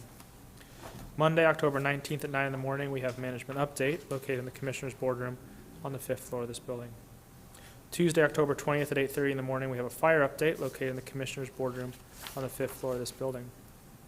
Tuesday, October 20th at 2 in the afternoon, we have a Health and Human Services Policy Group meeting located in the Commissioner's Boardroom on the 5th floor of this building. Wednesday, October 21st at 8:30 in the morning, we have a fire update located in the Commissioner's Boardroom on the 5th floor of this building. Wednesday, October 21st at 9 in the morning, we have board session located in this room, the Senator Hearing Room, on the 1st floor of 555 Court Street Northeast in Salem. Wednesday, October 21st at 10 in the morning, we have a wildfire recovery response immediately following board session in this room, the Senator Hearing Room. On October 21st, again, that's Wednesday at 11 a.m., we have a joint Marion and Lynn County wildfire response located in the Commissioner's Boardroom on the 5th floor of this building.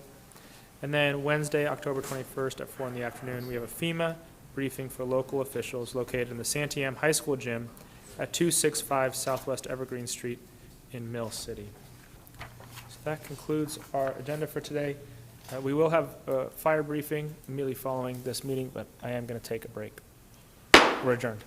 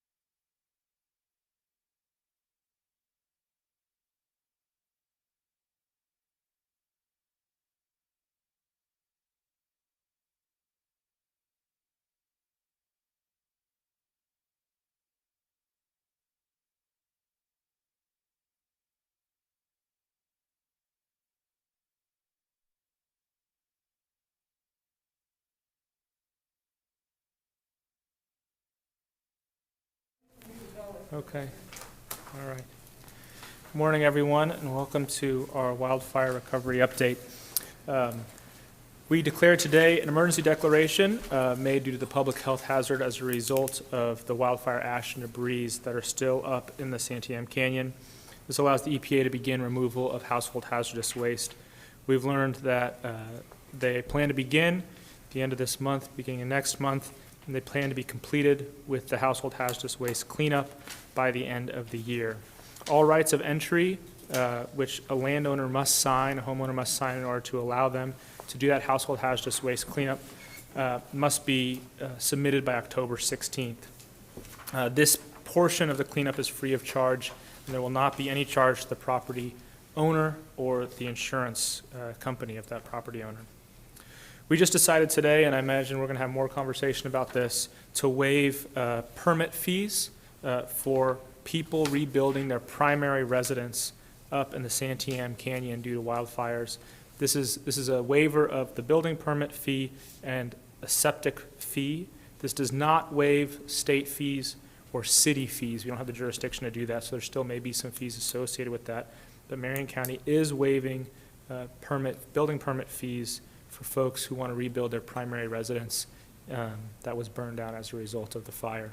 And for us, this is our way of saying that we're with you, and we want you to get home as soon as possible and to rebuild your home. And it's really important for us to encourage everybody living in the fire-affected areas and to help you as much as we can. We're going to have a virtual town hall on Tuesday, October 20th at 6 p.m., and the link is available at bit.ly/wildfire town hall. Probably the easiest way to find it is on our Facebook page or our website. Well, they gave me this morning to talk about reopening of Highway 22, and I wondered if it wasn't because of the impressions and things I've said since then. You know, we went up there the next day, probably shouldn't have been up there yet, and I was so struck by the trees, the unstable soils, the rocks in the roads. I predicted it'd be a long time before that would happen, before we'd get to reopen 22 again, as it was last night at 7 o'clock. So somebody's done a terrific job of getting that done. It also says a long time. It's 5 or 6 weeks since the fire. I was thinking a moment ago, and there's nothing to laugh about, but you know how time goes fast when you're having fun, and I think this one proves that time goes fast when you're not having fun too. So just a couple things on that opening. They're asking for reduced speeds, and I think that certainly makes sense. There's going to be workers, and there's still possibilities for debris and different things happening on the roadway. Be cautious, watch for fallen debris and trees. And it says respect boundaries, stay off private property as the community works to recover. So that was a little bit of a surprise, and I'm very happy, and hope it stays open and it is safe. Thank you, Commissioner. Commissioner Cameron? Yeah, I'm going to drive that highway this afternoon. To Commissioner. Bend? Yeah. Okay. You know, I've been to Detroit. Drive slow, 40 miles an hour. Right. So I've been to Detroit several times. You know, my home still standing but smoked out. And I think one of the things we found out last night, Brian may be talking about that, is Detroit is not going to have water probably for at least 2 months, is what they were. The soonest it looks like could be December sometime at the soonest. So who knows? There's still a lot of unanswered questions there. But I want to talk about debris removal. Obviously, the option one for the household hazardous waste. We want to get everybody to get their right of entry forms turned in. Tomorrow was the date, or excuse me, Friday was the date, October 16th. We're asking people to get those in.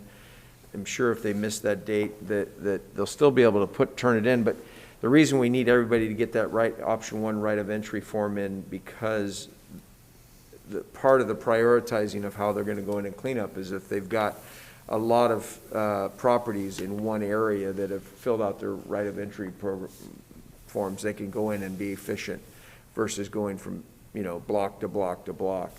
So we need to get that in. There will be, as Commissioner Willis said, there's no charge to anybody to get that done, that household hazardous waste program. And the other thing that we just found out Brian just told me is that you can now go on and fill out multiple forms for right of entry. So if you have more than one property, before you couldn't do that, now they've fixed that issue. So if you've got 2 or 3 properties on the, especially on the environmental hazard removal, you can go out and click. And I just text somebody who was asking about that and said, go do it and let me know if there's any hangups on it. So that's brand new. Option 2, ash, I call it ash and trash. On here it says ash and debris, so I guess I got to be careful how I say it. Say it really fast, right? We are working with the State Debris Management Task Force, advocating for the state to cover the 25% match. That's probably the biggest hang-up right now on the ash and trash, is that there's a movement towards having a state-managed local control. And so we're still working on that. That's the State Debris Management Task Force that will make those final decisions and let us know very soon. So that's, again, right of entry forms for that. Personally, I'm telling people, go ahead and fill that one out, because you can always back out if it's a slow process and you get it done yourself. That you can always, you don't have to have the county, state do it for you. There is still a potential that property owners may get charged on their insurance for some of that. However, I listened to FEMA last night, and or I listened to the state last night. The state was said basically, yeah, people shouldn't double dip. If your insurance paid you and now the state is doing it and basically paying you to clean your property, you should be able to pay that portion back that was a line item on your insurance. But I heard that not heavy-handed. In other words, I don't think they're going to come out and demand that from people. So that's still up in the air. And then we'll share more information as we have it on the debris removal. There is a wildfire recovery. I think Jolene just put it on our website. It just came out yesterday. It's the 2020 Wildfire Recovery Right of Entry Frequently Asked Questions that the state put together, and that's a 3-page document. You can go to many places and find that, including our website. Last thing I was asked to talk about was septic tanks and making sure you mark your septic tanks.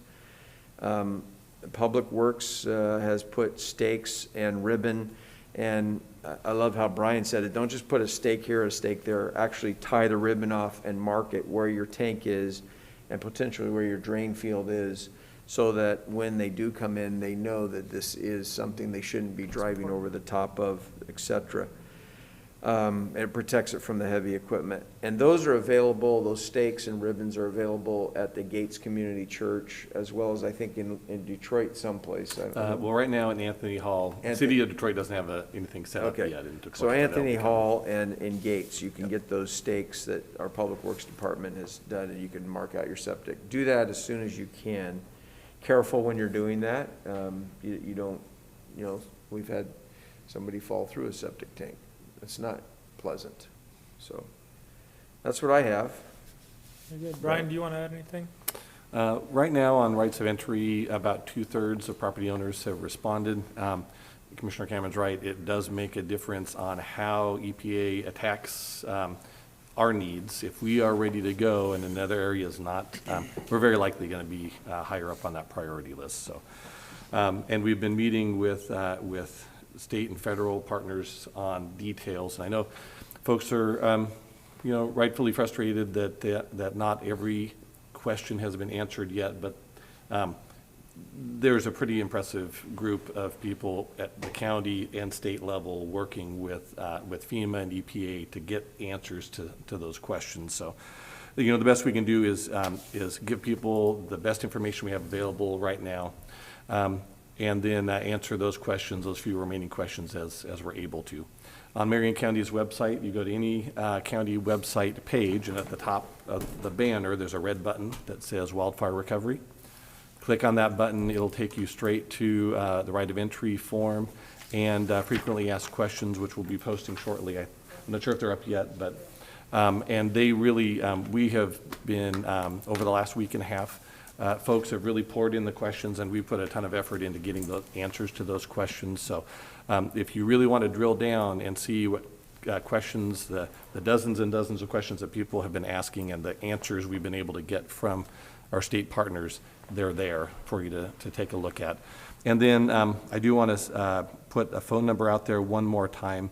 Anybody that has any questions about filling out the right of entry form, the process, the information that's needed, even the deadline. This Friday is the deadline that the state asked counties to complete the right of entry process.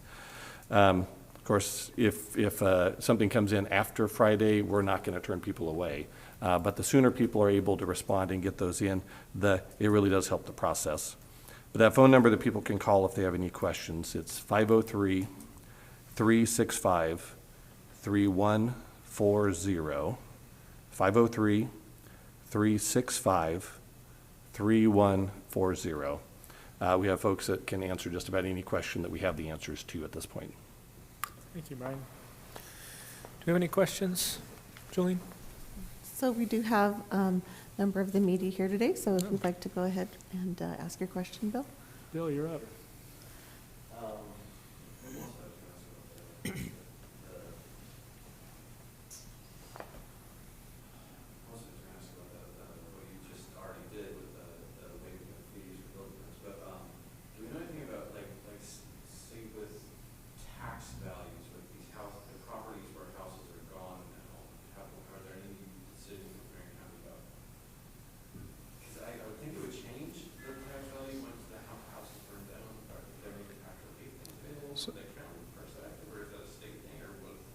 This is super complicated. It sounds like So- Cameron wants to jump in. So, Oh, yeah, let's yeah, have go ahead Bill and repeat the question. Just so repeating the question so the people at home can hear. So the question is about property tax values and how they might be affected by wildfires, and is the county making any plans for that? Is that a good summary? So we actually, it's probably, I lose track of time. This is we're in the 6th week, I believe, after the fire. I think, Bill, probably 3 weeks ago, we put together a legislative concept that we sent over to Senator Girard and others that would, it's a state issue to allow us to provide property tax relief. As we all know, it goes from June 1st of this year to July 1st to June 30th. So people are going to get a tax bill here in another month, and they're going to say, hey, my house is gone. So there's also information that we've had the assessor put in there to show them how to apply for relief, so that if your house was only standing for 2 months or 3 months out of the tax year. So we got that in their tax bills as well. How it's going to affect budgets is the long-term question. Because of the way property taxes are collected and distributed, it won't impact too much this year.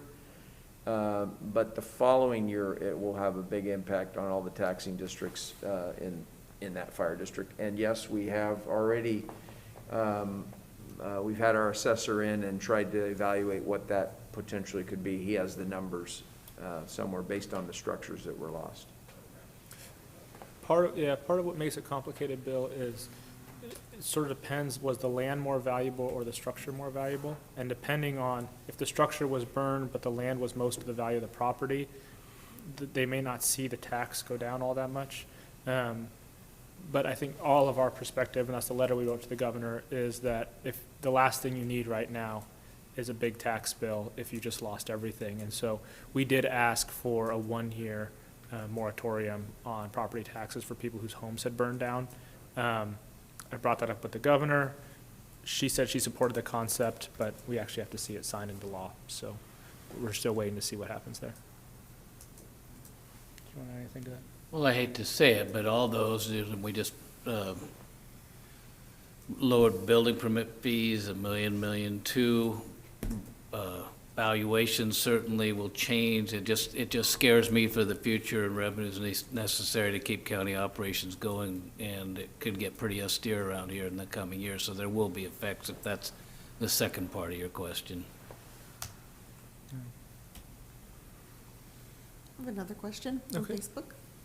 The community member asking about right of entry and says, does the debris removal step include removal of anything but ash and loose debris, i.e. will it include concrete, foundations, driveways, etc.?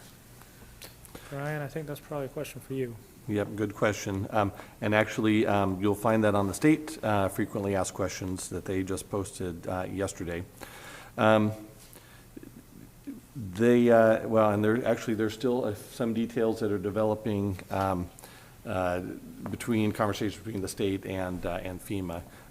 Certainly, they're going to take away any structural debris that's there. Property owners should anticipate that concrete foundations are going to be coming out. This fire was hot enough that typically it's compromised foundation. So our idea is we want to do what we can on the ground to help protect septic systems so there's not inadvertent damage to septic systems. But then everything else, essentially everything else that's associated with your structure is going to be removed by the contractor. Okay. That's it. That's it? Oh, you got another one. So if people are clearing up their own properties, is there somewhere where they, like ash and debris, is there somewhere that they're allowed to take them? Can you repeat that question, Julie? Sure. So the question is, if people would like to clear their own properties, is there a place for them to take the ash and debris? Right. And the answer is yes. All of the existing EPA and DEQ rules and programs are all in effect and still operable. So a DEQ certified contractor certified in asbestos abatement, they can follow all the regular processes they normally would on any other project in the state. And we've been communicating with Coffin Butte, with the local haulers, just to make sure there aren't any holdups there. We've gotten some complaints that somewhere in that chain of events where between contractor being engaged on a project, filling out the paperwork, doing the testing and submitting reports for disposal, that there was some hang-ups there. And we've done some inquiries, and we think we found where there could have been some rubs, just some people waiting to find out where the larger debris removal effort was going. But all of the checking we've done with contractors, disposals, landfills, and DEQ says all of those programs are still in place and operable. So a DEQ certified contractor should be able to go in, follow all the rules, and get that material handled and disposed of. Well, you better clarify, though, and I heard the question, was somebody cleaning up themselves. It didn't imply a contract necessarily to me, so they got to have testing. What else? They should also know it'll be accepted where they're going. There are some things they better be aware of before they just start loading up. And that's a very good point. Any home that was built after 2004 by DEQ regulation requires asbestos testing to verify that there is no asbestos present. The landfill is going to require that documentation before they accept that debris. And then if there's positive testing, so there's asbestos present in that instance, there's going to be additional paperwork and documentation that the contractor needs to provide. So if you're doing this on your own, people really do need to recognize that there really is a hazard to their health and potentially their neighbor's health because of the nature of friable asbestos after a wildfire. So if you're tackling it on your own, there is a very significant risk of exposure, and when those kind of materials, lead and asbestos, get into your lungs, your body can't process and eliminate those things. So they just lead to long-term progressive damage to your body. Property owners that are thinking of taking this on themselves, they need to be really, really careful. That's what the DEQ advises. Be careful. If you're not ready to engage a contractor to just take on the job, start with a testing firm, and they can do the testing protocols and help you make that next decision on whether you need to get a certified contractor involved. If your home is newer than 2004, you can get that documentation from our building department or from the assessor's office, right? So that's great. Thank you, Brian. Right. This is a complicated area, but an important one for folks. Yep. Okay.